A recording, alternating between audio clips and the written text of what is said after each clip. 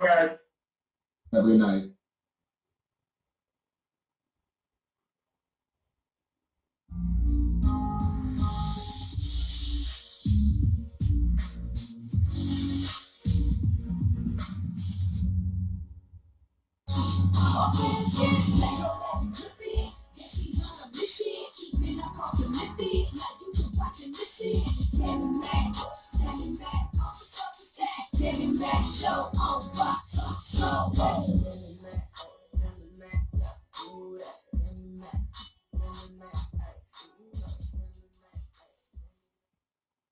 Welcome to the Tammy Mac Late Show on Fox Soul. I am Tammy Mac. Good afternoon, everybody. So it's the hot button issue that everybody's talking about. Critical race theory. What is it? What does it have to do with issues of race being taught or not being taught to children in schools? And why are some state lawmakers trying to ban it? What? Tonight, the business of being black on the Tammy Mac Late Show is critical race theory. Please welcome educator Niambi McMillan. Hi, Niambi. Hello, how are you doing? Good. The founder of King Consulting, Keisha King, is here. Hi, Miss King. Hello. Thank you for having me. Political commentator and spokesperson for Color Us United, Christian Watson, is with us tonight. Hi, Christian. How you doing, Tammy? And the pastor at the Bridge Church in Brooklyn, New York, Pastor Rasul Berry. How you doing, Pastor? I'm good. Brooklyn's in the house. What's up? Brooklyn is in the house. So, okay, this is how we start our show every night. It's a traditional Tammy Mac Late Show question. And it goes a little something like this. Why should black people care? Why should black people care about critical race theory? Let's go to Brooklyn, Pastor Berry. Yeah, well, I think that the first thing that we have to consider is which critical race theory are we talking about? Because there's two different versions that exist right now. There's the obscure academic theoretic discipline that began in the 1970s by Derek Bell and has been continued and kind of permeated other theories. And then there's what I call the boogeyman version that exists, that has been the primary point of reference that people have been using, which basically is a smear tactic to silence any kind of discussion about racial issues that this country may have. And so I think it's first of all important for black folk and anybody to understand that how to understand this conversation when you have all this sweeping legislation going across the country with states banning the use of what they call critical race theory, which in the context of Tennessee House Bill SB 0623 includes banning teaching that could lead an individual to feel discomfort, guilt, anguish, or any form of psychological distress based solely on their race or sex. So how do you even define that? That's not even anywhere close to what the theory of critical race theory is. And so I think it's important for folks to understand the context of how language is being used and this phrase is being used to really be cover for really avoiding a conversation about that a racial reckoning that happened, especially when George Floyd was murdered last Memorial Day. And we will definitely get into the definition of critical race theory, as I think it's important for us to have the discussion to be on the same page of what critical race theory we are actually talking about. But before we get to that, why should black people care about this, I don't know, course, I don't even know what it is at this point. I've heard so many things about it. So, Niambi, why should black people care about critical race theory? Well, for one, we need to make we don't erase our history. That's most important. We have to know what our history is, and our children need to know what our history is. It is important for us to know our history so we know where to go. We need to know exactly what happened within our history so we don't make the same mistakes. So that's something that we need to understand. And as an educator, this whole issue of why black folks should know, sometimes the way that history is taught doesn't really give them the full story of why it is so important that we continue with this critical race theory in our classroom. And many educators don't even believe that they may be doing it accurately. So we need to make sure that we care, so we make sure we're doing it correctly, so we make sure that students get the best that they can get out of that. Christian? Well, I Why think do you that, care? so for a few reasons. Number one, I think that critical race theory poses a rather pessimistic journey for Black Americans, and that it teaches that institutions of power not only assail them at one point in time, which may be an empirical fact, but the impacts of that assailment continue to dull African Americans in their current lives, and that affects how much money they make, that affects the kind of neighborhoods they lived in, that affects their schools. So critical race theory really gives a sort of deterministic account of what it means to be Black in America. It really casts the individual against institutions and doesn't really consider the individual to be the individual. And Richard Delgado said in his book, he's a professor of critical race theory introduction, that critical race theory is a movement that is concerned with viewing America through the lenses of race, power, and institutions. And it is a rejection of liberal enlightenment, which simply means that it rejects the principles that individuals matter and that reason matters, and it wants to view everything through power. So Black folks ought to care because this is an ideology, I would say, now people would probably disagree with that views, that is basically telling them that they are oppressed, that they are victims, and that institutions determine their destiny, not their own free will. And if you want my opinion, that's probably the most dangerous thing you can say to someone, especially to people who have indeed had a long history that needs to be addressed, but not addressed and reckoned with in a manner that is antithetical to peace and healing, which is precisely what critical race theory is. Keisha, let's go. Why? Well, I think that Black people should care about this because I agree with Christian. It is a mindset that's teaching. One of the first tenets in Richard Delgado's book is that racism is embedded into every institution, organization. It's embedded into the very foundation of America. It's basically why America is upheld, simply to uphold white supremacy. And the outworkings of that thinking, that theory in classrooms comes out as if you're white, your whiteness needs to be, that means you are an oppressor. And if you are other than that, you are oppressed. And, any time you read a book about being successful, we know that success starts in the mind. And I cannot imagine telling children, particularly Black children, that they have no hope, that they are permanently in oppressed status in this country and there's nothing you can do about it. You just, have to throw your hands up and deal with the fact that you are in this permanent state. So I think that that is highly dangerous to all children, white children as well, thinking that they have to carry the burdens of what their ancestors did when they had no, their kids.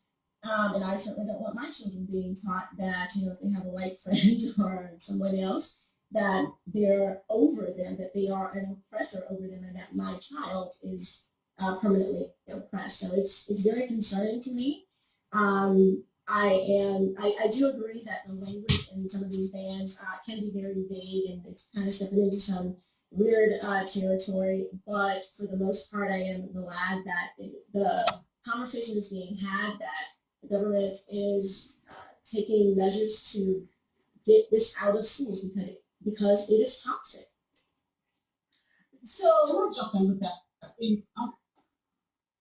As an educator, I have to disagree. And as a mother, I have to disagree. I have to disagree in terms of this is not toxic. It has to do with the way that it's implemented. And it was not set up to be toxic. You have to show how there's a connection between what has happened in American society and what has happened to people of color, what has happened to women, and it's about laws and policies that were put into place. It's the way that there's something called, let me just educate you a little bit on how it works in a classroom. We have something called direct instruction, and a teacher will get up and just talk at a student, talk at a student. That's not successful, and that's not what we want. We want inquiry-based learning. When they are presented with a question, they research what has happened in society, and they come up with their own ideas. They analyze the situation, they look to see how it could be better. There's nothing that's in CRT that states that you are putting races against each other, nothing there, how it is perceived. So if a teacher is doing it the way that he or she is supposed to do it, if they're doing it the correct way, it is all about knowledge and a pattern.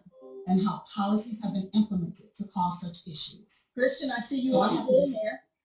Well, with all due respect to Nayandi, I mean, she's speaking with such certainty about what critical race theory would be in the classroom, and that certainty is part of the problem.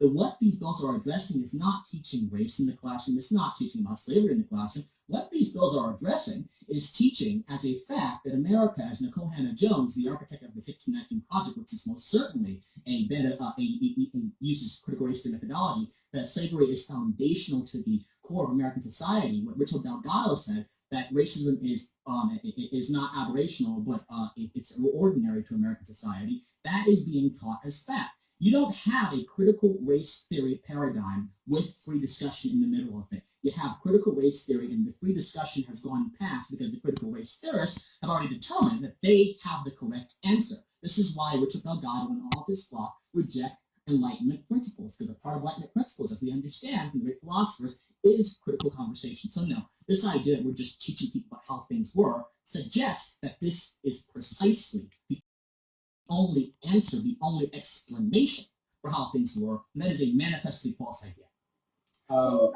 Pastor Barry, I want to get you in here, but I do want to talk about a little something that Keisha said when she said that, you know, this critical race theory would suggest that there's no hope for Black people and that white people are are forever the oppressors. But haven't Black people been taught that anyway? Hasn't that theory been impressed upon us for ages and decades, Pastor Barry? I was told that I couldn't be what I am today. Well, yeah, and this is where it's hard to even know where to start, because there have been so many mischaracterizations, even in this conversation.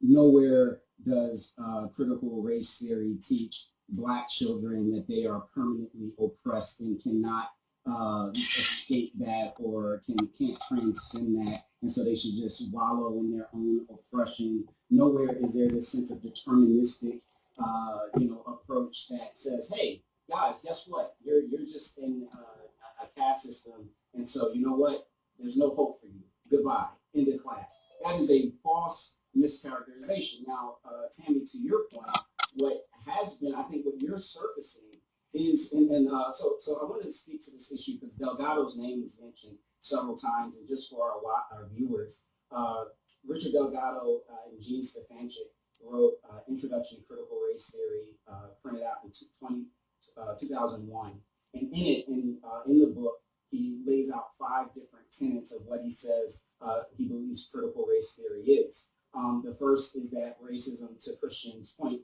is ordinary, not aberrational. That's the first point. Now, I will hasten to add that Delgado also, in that very same page, basic tenets, clarifies that not all critical race theories agree on all the tenets that he's about to lay out. So already you have a sense of a broadness to it that needs to be addressed. But even beyond that, even if I do agree that it's ordinary and not aberrational, I mean, that's not even, I think that is a fact. If you talk to any Black person and say, hey, is racism, has that been an ordinary part of the Black experience in America over the last 400 years? Or is that just some random thing that when it happens, everybody looks and goes, wow, I don't know how that happened to you. It never happened to me. Like that's an absurd concept to think that it's not been ordinary. I mean, our experience bears out the fact that it's been ordinary. But lastly, directly to your point, Tammy, the idea of highlighting the fact of how these systems work, and again,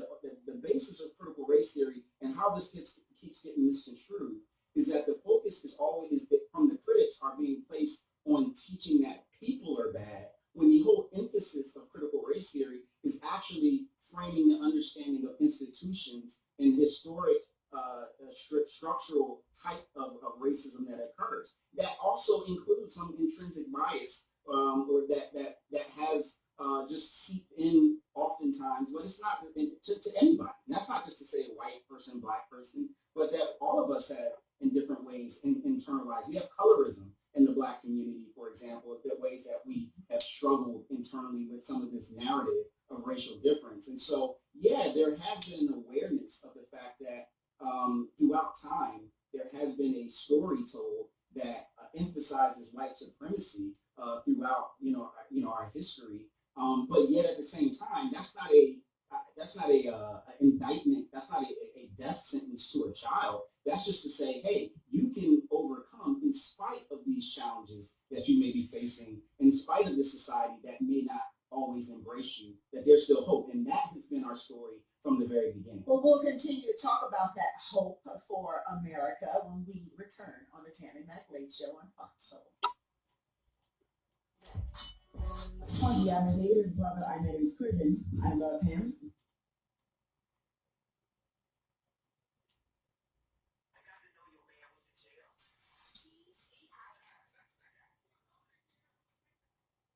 All right. So my camera crew is not with me. So I'm hoping that, let me see. I'm hoping that you guys get my whole height and my new display. It took us a while to get coordinated, but as you can see, we do a pretty good job. I'm stooping down a little bit because I'm not really sure about the angle, but we have to really be grateful to the people at Fox Soul Television. I mean, we are going above and beyond. What I'm doing this evening is I'm trying to just listen and pay attention and think about everything that the guests. We got a lovely panel, right? Let me just get back to the show. I may have time to show a quick ad.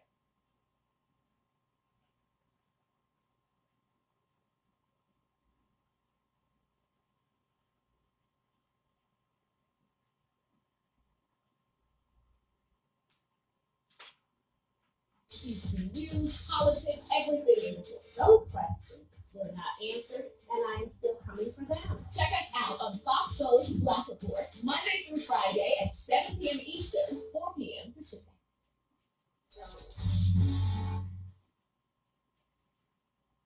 Welcome back to the Tammy Mac Late Show on Fox Soul, where tonight the business of being Black is critical race theory. Please welcome educator Nyambi McMillan, the founder of King Consulting, Keisha King, political commentator and spokesperson for Color Us United, Kristen Watson, and the pastor at the Bridge Church in Brooklyn, New York, Pastor Rasul Berry. I want to kind of clear it up for regular people, average folk. And I know we've thrown out a lot of names here, the Delgados and such, but regular average people are like, this thing is hitting them like, what, huh, what? Has this ever been taught in school? What is critical race theory? I'm not sure the average person even knows what this conversation is about today. So in layman's terms, can we define what critical race theory is to a 5-year-old? Keisha? I think it would be difficult to define what critical race theory is. I think it was Russell who said there are 5 tenets, pretty much, that maybe some critical race theories don't always agree with, but the general agreement is that, number one, America is inherently racist. There's nothing you can do about it. And that number one tenet is the reason why they say institutions are inherently racist. Organizations, everything about America is inherently racist. And these institutions, they don't run themselves, they're run by people. So the people have to be racist in order for the institution to be racist. Otherwise, it's just a building or it's just a system. It has no, there has to be a person behind it for it to be racist. And so those, I'm wondering this though, Keisha. Okay, I get what, I'm there with you. It's a building, so the people would have to be racist. Or could it be that the people don't recognize the institution that is racist? Not that the people themselves are racist, but that they don't recognize how this system affects other races, RACES. They don't realize that. Therefore, it's very difficult for them to make changes in that system. Well, I think that when we see a system that is racist, like we have in the past of American history, we know that when it is racist towards any people, we can When you see. say we know, are you referring to black people or are you referring to white people? No, I'm referring to people that are not racist. Okay. People that are not racist, you can see when a system is having a negative effect over. I'm not talking about isolated incidents. I'm talking about when you say a system as a whole, that means everything about it, every outcome that it produces, it would have to be racist. And you can't claim that and also see the progress that we have made in America to eradicate those racist systems that were indeed systems that were racist in America. We've made progress towards the system. If America took towards a better system, if America was inherently racist and it was ordinary, as Delgado says, we would have never achieved the progresses that we made. We would have never done that. To Keisha's point, Christian, this progress that we've made, have we made this progress because we're not a racist nation, or have we made this progress because people have had to fight to change it? Well, I think that when you talk about the nation, what's being missed when we look at institutions and systems are the principles of the nation. The principles of the nation are very clear, articulated in the Declaration of Independence. All men are created equal. And that idea is an experiment, it's a realization, right? It's an aspiration. And even if that idea didn't manifest in material conditions immediately, that idea is still universally true. You cannot have a society that is against racism if the society is not predicated upon such a truly anti-racist principle, such as all men are naturally created equal. I think that America has made progress past its racial woes because America is predicated upon fundamentally good ideas. And those fundamentally good ideas make it virtually impossible for America to be racist. And on this topic of systems and institutions, I think that it is a tragedy when we personify tools, when we give tools a life of their own. An institution really means nothing independent of someone whose hands is working there. And so I think that when we talk about racism, we should probably attribute it to the individuals who are behind the things. Now, if you measure racism in terms of impact, which what even Ms. Kennedy does, then I guess you can have anything be racist, right? But I think it's a very wrong way of doing it because that assumes that the impacts that are impacting certain groups are racist because they're impacting certain groups and because they're impacting them in a negative way. But that's not necessarily racist as traditionally defined. That's a redefined idea of racism, which is why there's not much common ground in America about what racism really is. We have to get back to the basics, the core roots of these words so we can understand just what we're talking about and realize that America, however flawed it may have been in its history, is predicated upon a fundamentally moral idea rooted in nationalism. Neandri, go. Christian, may I ask you a question? How do you believe that you progress as a Black man in this society? Do you believe that it's a natural progression, or do you believe that individuals fought? Do you believe that individuals analyzed policies? Do you believe individuals went to the Supreme Court to change? Or do you think it just naturally progressed for you as a Black man in American society to be where you are today? I don't What do see you think myself. happened? I don't see myself as a Black man in America. I see myself as an individual in America, and I progress because I can change multitudes, and I have a free will, and I have a mind and a rational soul, and I move it towards what I want to move it towards. Nothing. My race does not matter in my progressing, as far as I'm concerned. Okay, so as far as you're concerned, then no one has represented you in this society. No one has died for you, burned on a cross, burned from a tree for you, had a cross burned for you. No one has done that for you in the past for your future. You've done this all by yourself, right? As an individual man in American society. So you're equating two things. You're viewing me as a Black person and so as a Black person. I am viewing my Blackness as secondary to who I am primarily as an individual. And guess what? There were a lot of people, Black and white included, who fought in the civil rights movement for the idea of human equality. Not for the idea of Black equality or white equality, but the idea of human equality. So there are folks who fought for the idea of human equality, and I appreciate them. And I appreciate them enough not to see myself solely as a black man. I'm not sure King or any of the great heroes of the civil rights movement want me to do that. They want to see myself as an individual. And probably as a human being first, then an individual. I don't know no matter the how you difference. see yourself, society as a whole sees you as a black man. Society sees you as a black man. And I have a black son, and that's the same story. I teach him to be an individual, but society sees you as a black man. Now, you can perceive however you would like to perceive, but if you look into those institutions, when you walk into a building, sometimes people are looking at you as a black man, not as a man, and that's your life. If you see it, you don't see it. How do we And know? I do How do you know that? How do you know what's in the mind of someone How do you know else? that? Exactly. Well, How do you know I that? find it interesting because Christian indicated that he knows what teachers do in a classroom. So why is it okay for him to That's say a that false teachers are not teaching critical racial theory correctly, but I can indicate to him that he is a black man in society sees him the same. I'm not a black man, but I made a statement about a black man. He's not a teacher, and he made a statement about a teacher. So please help me understand that. Okay. I don't Because you're Before we move on there, let me get Pastor Barry in here. Let me get Pastor Barry in here. Go ahead, Pastor. Yeah, first of all, just a quick historical lesson. When the framers wrote the Declaration of Independence, which I also acknowledge had very powerful language in it, but when it said all men are created equal, it was not referring to the over 1 million black people who were considered chattel slaves and property. But to Christian's point, Pastor Barry, he did say that the that our rules and regulations, our laws are fundamentally true, that we are naturally created. Right, but they asked the fundamental question: why didn't they consider the black people, the Native Americans, who a few lines later are called merciless Indian savages? Why didn't they consider them human? Why didn't the rules apply to them? And the only way to explain that is because of racism. That's why they didn't see the black people who they held as property. So we're 3/5 of a person in the Constitution. And so when we talk about the institution, this whole thing got started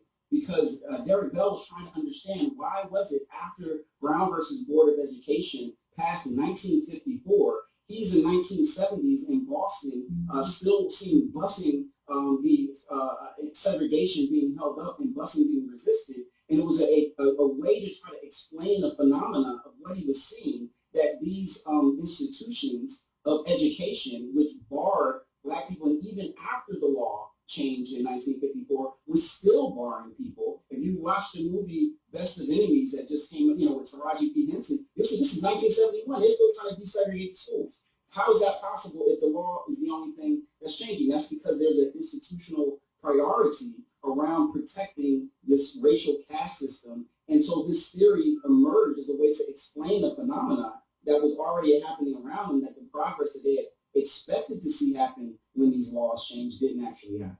We're going to take a quick break and come right back on the Tammy Mac Show. Soulmates, I see you in the chat room. I acknowledge you, and I am coming to you next on the Tammy Mac Show on Fox Soul.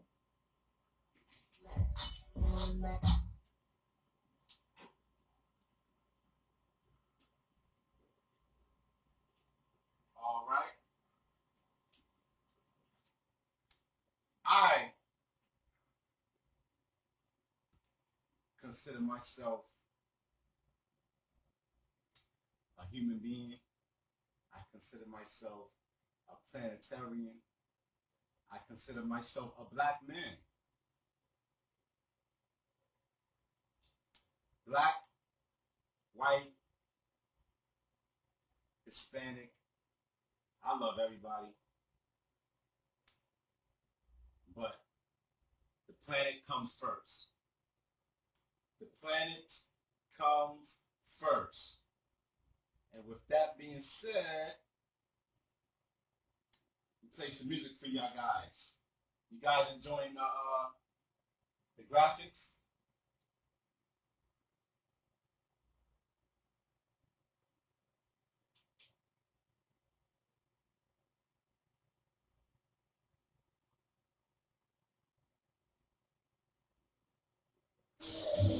Time is back.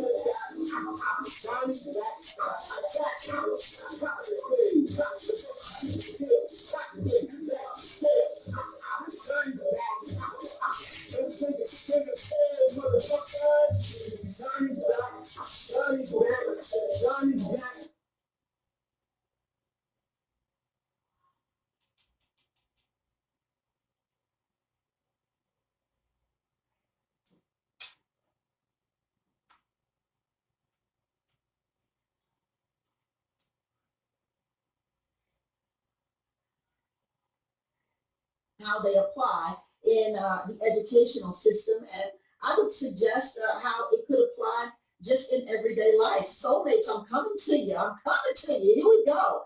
Let's see. Hecken Gracken, I think that's your name. Hecken Gracken says the point was very clear. She wasn't dividing races. What was the purpose of that, Tammy? I'm not sure. I don't remember what you were talking about. We've had a lengthy and fruitful conversation here. You got to get in when you can get in for us to remember what you're talking about. They should define what a system is and how it is a useful construct of understanding society.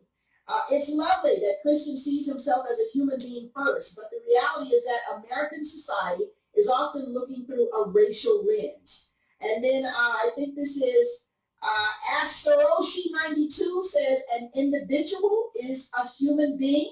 And then the Parazi, I'm jacking y'all names up tonight, Namarazi says this is America is based on color and colorism. When you walk in that building, they see a black man first. Before you open your mouth, they see a black man first. And then Therese says, oh, they see you as a black man, bro. But then here's an interesting question. Do black people see white people as white first? I like that question. Does she just look at all of the kids she teaches? And I'm presuming this is for you. Do you just look at all of the kids you teach as their race, as black, as white? Well, I teach high school, so the conversation is different in high school than it would be in elementary and middle school. I'm not sure if anybody in here has ever been in my classroom before, but I've taught K through 12. My discussion with kindergartners is totally different than it is with my high schoolers. But I think the question is, do you see your students as a color first? Right. And the reason I gave that explanation is because the students discuss their color in a high school setting. So when I'm having that discussion about color, yes, I see them as a color because we're having a discussion about color. In a law class that comes up, in a government class that comes up. So the reason why I gave that explanation for the person that's asking that question, if I was in my first grade class, they would be students unless they bring up the issue of color. In high school, it's definitely mostly color that we talk about because they're at that age where they want to discuss race, division, and culture and all of that. So when I'm talking to Sally in class, and I did use the name Sally because I have a Sally, or had a Sally, and she talks about being a white girl, I see her as a white girl because we're discussing having a white girl. Now, since Sally's been in my class multiple times, I know when Sally walks in that she's a white girl walking in my class. Honestly, that is just like she knows I'm a black woman walking in that class. We have those kind of discussions. I see her as a girl first just because of the setup of many of my classrooms, but Sally is a white girl if we discuss her being a white girl, if that answers your question. Christian, I see you raising your hand as if we're in a classroom. Mr. Black Man, you go next. I just have two quick questions for Nyambi. The two quick questions. Number one, does someone become excuse me, my apologies. Does someone become less of an individual because they engage in a certain topic? And number one, what does it mean to see someone as a white girl or a black girl? What does that mean? Because in my understanding, I can't discern anything meaningful in someone simply because of how they look. So what in the world does that mean to see someone as a white girl? I indicated to you, we had that discussion and we're talking about, you have to understand the setup of high school and how long I may have been in a classroom with the student. I may have had a class with a couple of years. So when we're talking about a white girl, what does that mean? She's talking as though she's a white girl in a government class talking about issues that affect white women. So I'm seeing her as a white girl. What issues only affect white women? Let's get to do this. I don't understand. You don't understand issues that affect women first. What? No. What? We talk about women, and then as a white woman, we talk about how she may feel in American society, what has shifted. Her parents, how they may be liberal and why they look at color this way, or why they may be Republican and look at color this way. So when she is asking questions and she's talking about herself as a white girl and how she perceives American society, then she's discussing through her view of being a white girl. So we discuss color. You have to discuss color in American society when you're talking about divisions. And if people feel as though they're divided by color, you have to discuss color. She walks in as a white girl that previously had a conversation about explaining the way she feels as a white girl in American society and how she cannot relate to black people. You have to have that conversation. It doesn't have to be a divisive. It doesn't have to Go be ahead, a let's yield to Keisha.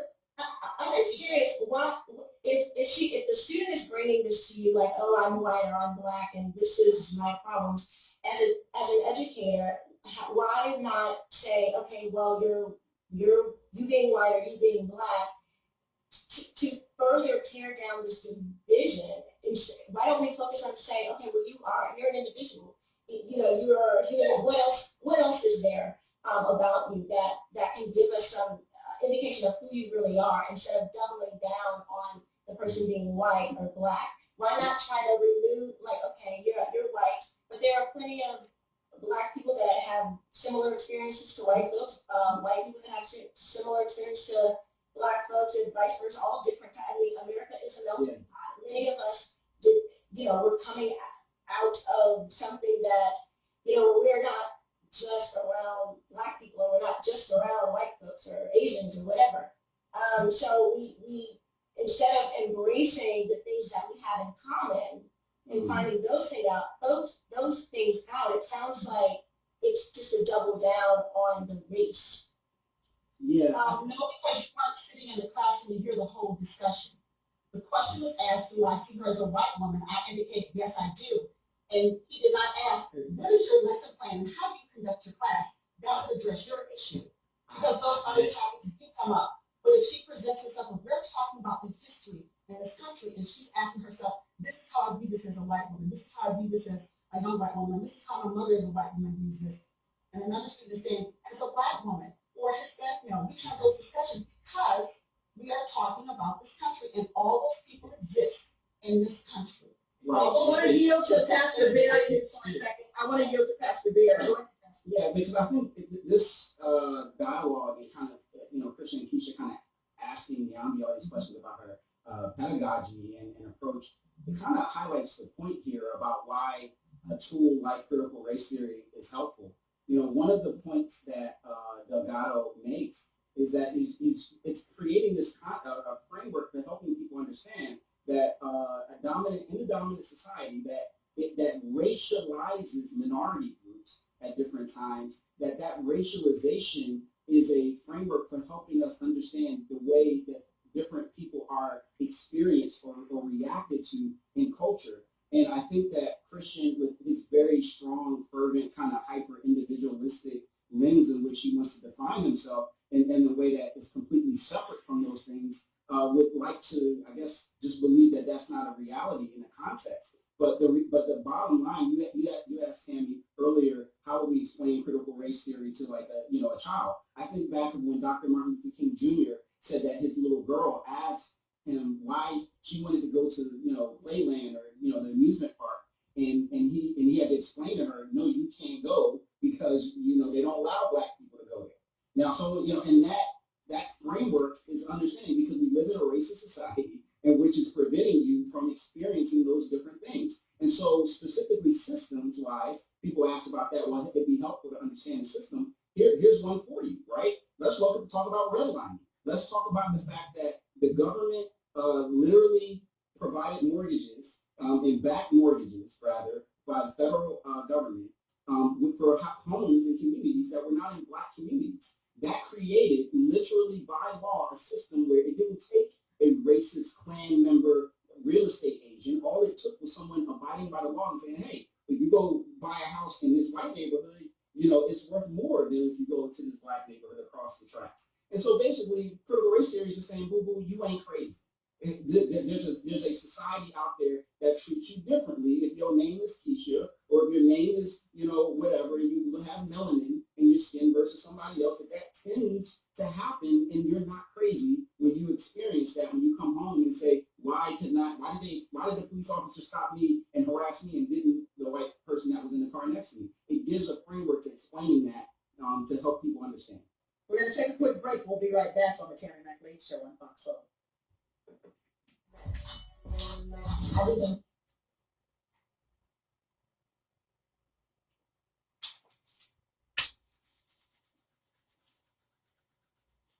Voila.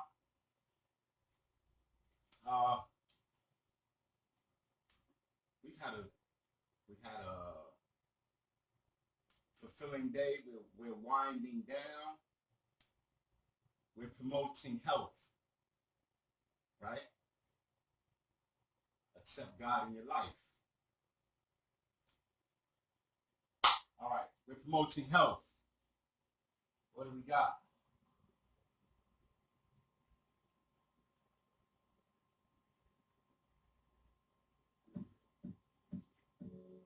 Welcome to my studio.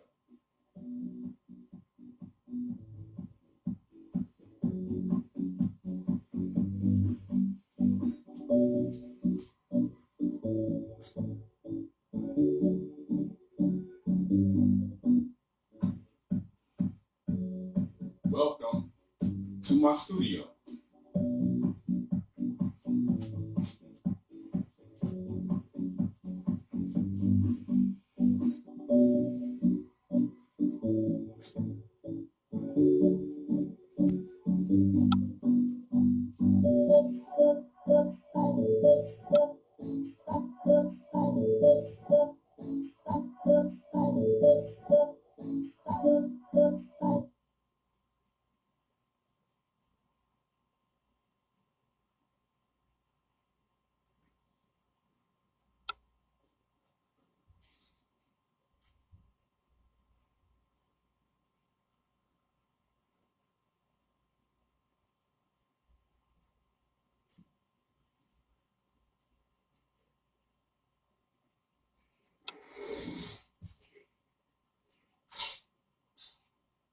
What's up, boss man? Deep squats.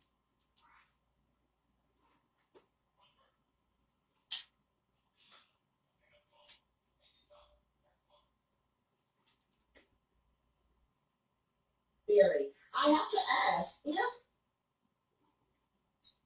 color doesn't matter, and I have to agree with you, Christian and Keisha. I believe firmly that color should not matter, that races should not matter. And so the question becomes then, why do we have our race on our birth certificate? Why do we have to check a box that says black? Why is it important to the institution of America that we label ourselves black, white, or other? Well, is that to me? It doesn't matter, go for it. I think there's several reasons. I don't think that they should be there at this point, but I do also know that there are certain things that they are trying to track. That those are the types of things of how we can determine certain statistics and data. So there probably is some usage for those types of things, but by and large, I don't have a problem with getting rid of that type of data. But I do want to go back to Russell's point. He was saying that the dominant society sees you in a different way, and the dominant society sees you in a different way, and that is critical race theory. That is critical race theory. Okay. Can you guys hear me? Well, you kind of disappeared, but we can still hear you, and that's a good thing. I'm not sure where you went off to, though, Keisha. Your screen is all black, girl. You better hurry up and get back on here. So let's go to our soulmates here. Hecken says, so if you are focusing on the things that can bring us together, and instead the things that set us apart, it teaches nothing other than they can't possibly relate. How do you feel about that, Neil? I have to disagree. I'm going to go back to the question you asked about layman's terms and then answer that. And in the classroom, we can use critical race theory as showing how we are connected in society. We can look at a pattern and show how we're connected. So it doesn't have to be to where we're divided. The whole thing with using that in the classroom and lessons is to see where it has stemmed from and to educate ourselves to see what we can do to make these policies less racist, if we want to use that. Because there are policies that are racist. There are acts that are taking place. Going back to Pastor Berry, I hope I said that correctly, in terms of redlining in the state of Wisconsin, in the city of Milwaukee, redlining was a major issue, and it even stated in their policies that they shall not give loans or mortgages to people of non-white race. You cannot deny that we don't have racism in policies that affect the society. And that was in there from 1919 to 1968. And when it was in there in 1968, it was a fight to get that out of there. And it's still in there in so many words without saying non-white. So when we look at those issues and bringing these people together in terms of kids, I don't think it would be as easy to bring adults together. As we see here, people have their own thoughts, and it's kind of hard to change them once they have their own thoughts. But with our youth, you allow them to think for themselves. So we may have some people who believe what Mr. Watson believes. We may have some students that believe what Ms. King believes, but they need to have the opportunity to decipher that information. We need to respect them enough to understand that they have intelligence and that we don't have to tell them to be racist, because that's not what we're telling them. We're educating them to show them why they're asking the question why. Why does this happen with Mr. Ford in the police department? I was raised by a cop. I have no issue with the police. I was raised by a cop, an excellent cop. And I tell them the truth. My father had experiences as a Black man as a police officer. It is what it is. So when they ask the question why, we go back to these policies and we allow them to analyze it, and we allow them to deduce and see what took place, and they can come out with, no, I don't believe you. I think, that's not true. Or you know what, I see what you're talking about. When you have a student-centered classroom, they are able to analyze that themselves. They are not listening to a teacher saying, you know what, it ain't cool to be white. That's not happening.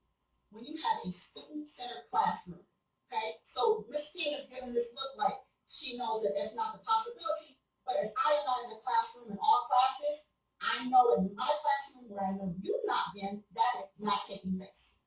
Okay? I would agree. Yeah, I'm certainly not in your classroom, but there are students and there are documentation of students, of parents showing their children being taught certain things. Your whiteness is, what are you going to do with your whiteness? How are you going to use your whiteness to better society? I would agree with you that I don't want to to imply that racism doesn't exist. Racism, white supremacy, murder, and all types of evil will always exist. What I am saying is that in 2021, every instance that has been shown, we have to go back to the 70s or the 60s. We have to pull from there to try to bring it to today. I'm saying today. Oh, Let me ask. I'll move to Christian on this one. So I hear Keisha talking about every incident that happens in 2020 or 2021. We have to drudge up the past and make it reference each other. But when you go into therapy, isn't the first thing that a therapist asks you is, tell me about your past, tell me about your family, tell me about your father, tell me about, and so if that applies in a therapy session or a psychology session, couldn't it very well apply in America that learning about our past definitely affects our future? Well, a few things there. Number one, a therapist is looking at your unique set of individual circumstances. What critical race theory is positing, and what a lot of the local ideologies are positing, are not individual circumstances. They're positing collective destinies. They're positing collective conditions. And we've heard from the pastor here and from the teacher here what some of those collective destinies are. Like, explaining all instances of police brutality, which, by the way, impact white folks much more than black. You didn't say that. She said that. But explaining, excuse me, I understand that, but explaining a black person's encounter with a police officer through the lens of racism and racism solely is just wrong, because guess what? White folks are also impacted by the police officers. Police officers have power because there are some unjust laws that are in place. I mean, so to view everything as a sort of collective racial statement is to reject reality. So yes, I think, and guess what? No one's saying America need not deal with its racist past or whatever. We're saying that we don't think that it's the best way to bring folks together, to mend wounds, to have these difficult conversations by already presupposing a set of conditions, which critical race theory does, without critically challenging them. As our guests here have shown, they believe that there are certain policies in America, institutions that are irrevocably racist, and no amount of convincing, no amount of engaging with that idea is going to convince them of that. When you're dealing with that idea that institutions in America are irrevocably racist, you remove the basis for critical race theory conversations. Yes, you do. Yeah, let me just because I think the extreme rhetoric that Christian just used actually is. What's extreme about it? You just said that Niambi said all instances of interactions with police and black men are explainable by race. He explicitly said that her father was a great police officer who she has respect for law enforcement, but who also explained that his own experiences as a black man and what he's seen in law enforcement show that race has a disproportionate impact on people's encounters with police. That's a far more nuanced explanation than just saying all black people, any experience that they have with a police officer is based on their race. That is not what she said. That is not what I said. But what I am saying is that when you asked, and Keisha asked about like present day reality, George Floyd, Breonna Taylor, Ahmaud Arbery, Trayvon Martin, Mike Brown, Eric Garner. This is all just within the last 5 years. So we're not talking about something. There was just a study in Long Island. We talk about redlining that showed that a bunch of reporters just basically did a whole sting operation, and they showed that real estate agents were still today in New York only showing black people less homes that were more attractive than their white counterparts, and they went to go look for homes. And that's still a legacy of the same type of housing discrimination that was passed, that was trying to be addressed years ago. So we're still talking about things that are today. Today, if you put your resume next to a Tyrone, next to a Timothy, you'll still see they still have reported. One gets called back more than the other. These things aren't just talking about things that happened in the past, but in the present too. I mean, a lot of things that you mentioned. I'm interested in knowing, could racism be a perception? Keisha? Yeah. Thank you. I think this is probably going to be a very controversial statement. Let me just start by saying I think that what Derek Chauvin did was absolutely horrible. I think he should go to jail. He should be in jail. I think he should be in jail. And I think what he did was horrible. But we don't have any evidence that he was racist. I think maybe he was just not a good human being. There's nothing that lets me know that he was like, you know what, I'm going to find me a black person to kill today. And I don't know where the evidence is that we know that this dude was racist. A bad person? Yeah, absolutely. But racist, we don't know. And even with other Breonna Taylor, we don't know. I mean, how do we know that these people are racist? That is a heavy charge to put on somebody. We don't know anything about these people just because it was a white person killing a black person. Its default is racism. And that is not investigative. That's not even fair. Since I brought up police brutality in these instances, I feel like I should explain what I mean.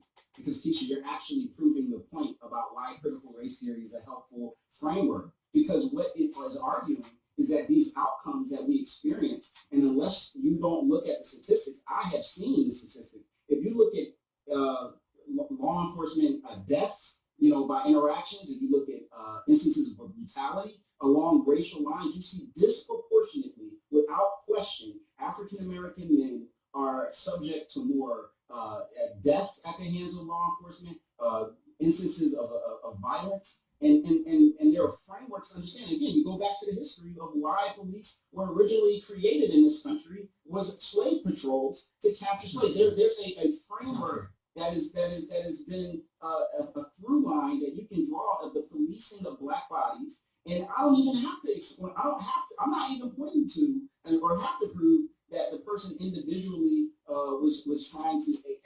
by some racist agenda in his mind, but that there's a narrative of racial difference that is sometimes subconscious, and then even beyond the subconscious. If you go back to Ferguson and you Pastor look at Barry, I got to take a break.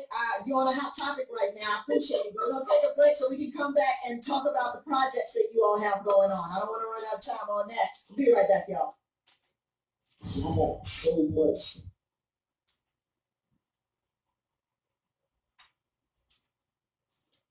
Projects. All right. Where's my graphic?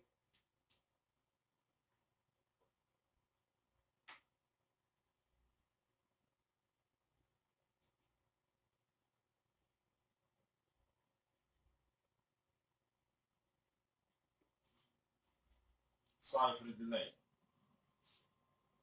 Projects. This is a good time to talk about.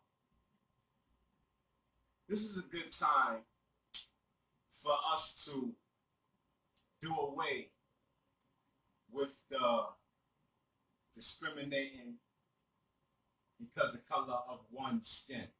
We got to do away with that. It's about good and bad. There are good people. There are bad people.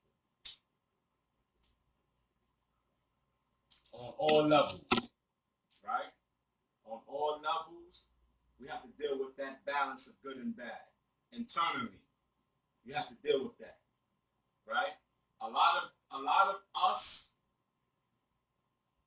had to deal with that, and now the good side is winning. So you have to get to that point where the good side is winning. But I have a talk on YouTube called Love, Good, Bad. Check it out.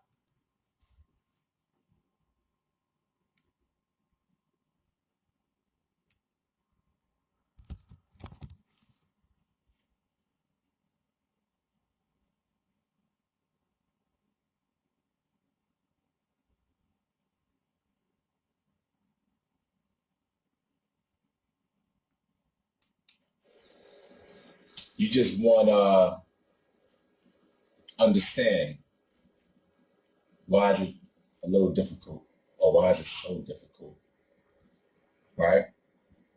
Okay.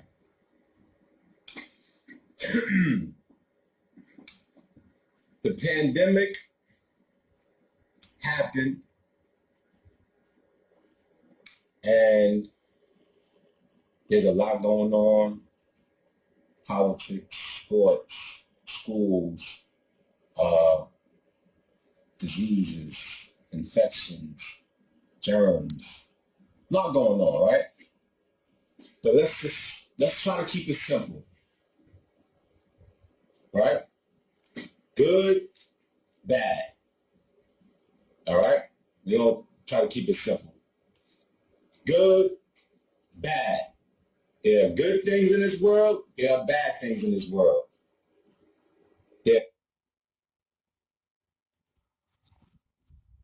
All right. That seminar, that talk is on YouTube. Love, Good, and Bad. Tammy Mac is about to wrap up.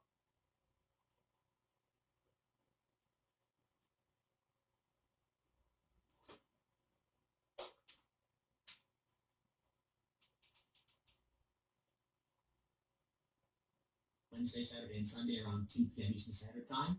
And on top of that, I'm working for Color Rush United, which is a nonprofit to push for a race-blind society. Check that out at colorrushunited.org. Thank you. Thank you. And Niambi, how can we support you as an educator and the system? Ooh, that's a good question. I only got 20 seconds left. I know. The first way to do it is to not judge the job of an educator if you haven't been one. That's the first way you can support us. But I've been doing this for 20 years and working in high school right now, and I love it. I allow the students to think on their own. I love to have the conversation with them because they are smarter than what we give them credit for. And they don't like to be told how to think when they're in high school. So I love high school. They like to process on their own and argue with their parents. So I love what I do, and I'm going to keep doing it despite people maintain. I know I was thinking on my own when I was in high school. My mom probably tried to backslap me a couple of times, told me to shut up. I want to thank you so much, Pastor Barry, Christian, Keisha, and Niambi for being on the show. And until tomorrow, everybody, it's a blessing to be in your box. Good night. Welcome to Fox Soul's Black Report. This is Facebook Bringing Black America's headline news, views. All right. All righty.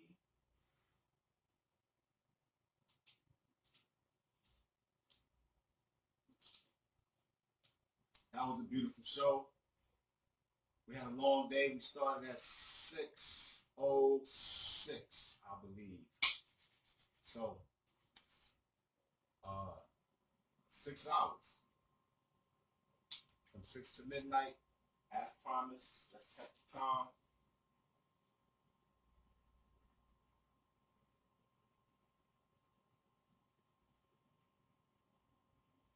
(12:02 a.m.)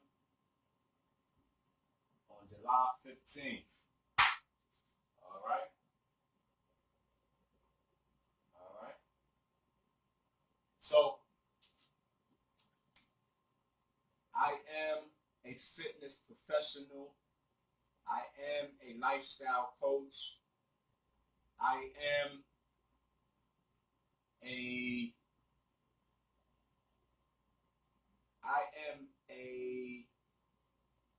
I don't like to use the word leader, but I am a role model, right? Now, fitness coach, we was going over here. We're going to wrap up with that.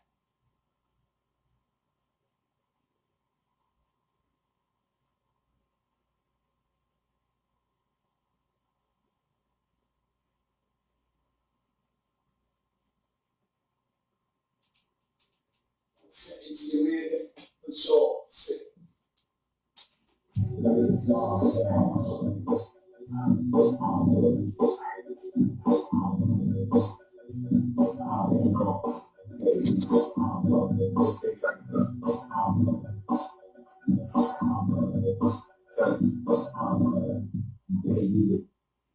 What's up, boss? What's the dog name? Hi, Penny. What's up, Penny? How you doing, Penny? You want to spread your legs for leverage? You want to spread your legs a little bit more? All right, tighten everything up. Elbows, knees, core. All right, let's go. Left, baby. Push. Go down slow. Let's go, Max. Push. Come on, baby. Not back. Go down slow. Give me one more good one.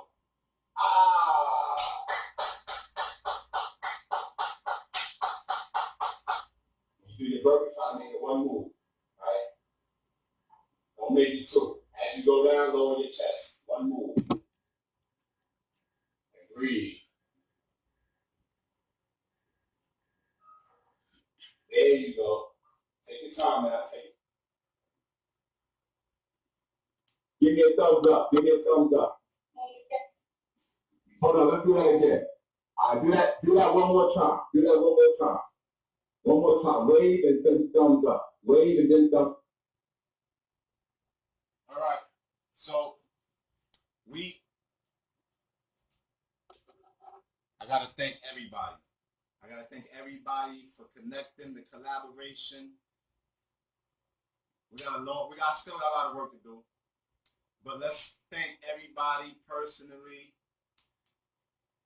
I'm going to thank the girls at The Real. It was early in the day. We're going to thank, and I don't want to mess nobody's name up from The Real, so give me a break. The Black Report, Romeo, Demi, Brooke, TGIF, Claudia, Funky, Al, and Tammy Mac, and her guests. I'm going to leave you guys with a video. It's called The Answer, directed at whoever.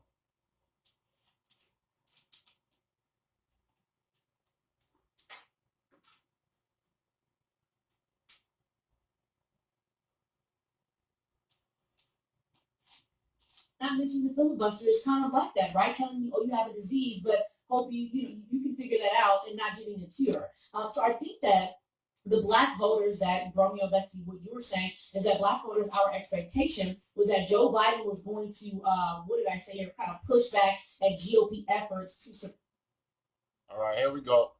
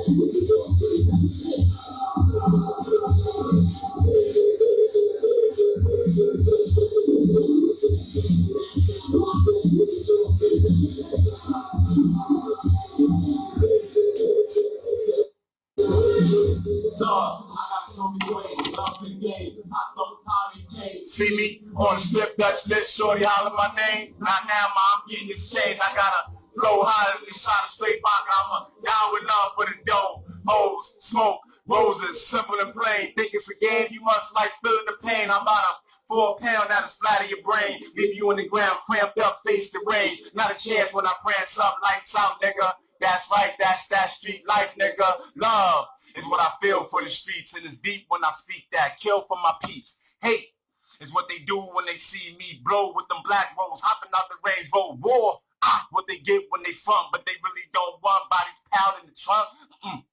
Why is it niggas force me, only force me, make them tubes high? What you got? Love is what I feel for the streets, and it's deep when I speak that. Kill for my peeps. Hate is what they do when they see me. Blow with them black rolls, hopping out the Range Rover. War is what they get when they front, but they really don't want bodies piled in the trunk.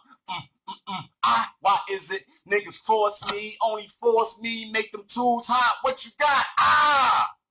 All right, we done for the night. I'll be posting this. I'll be putting it out on YouTube. Good night.